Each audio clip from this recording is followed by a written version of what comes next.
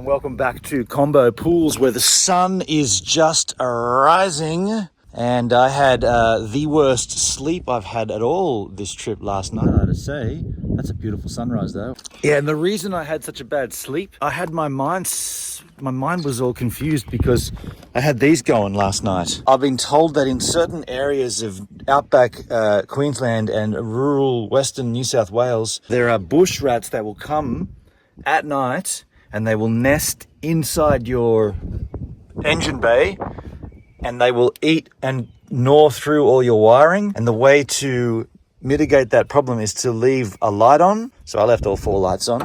Leave the hood up so that it cools down so that they don't get attracted to the heat. And so I think last night when I was trying to sleep, I just kept thinking about the rats and I had a terrible sleep. Look at that sunrise. What the crikey? That's a picturesque machine morning.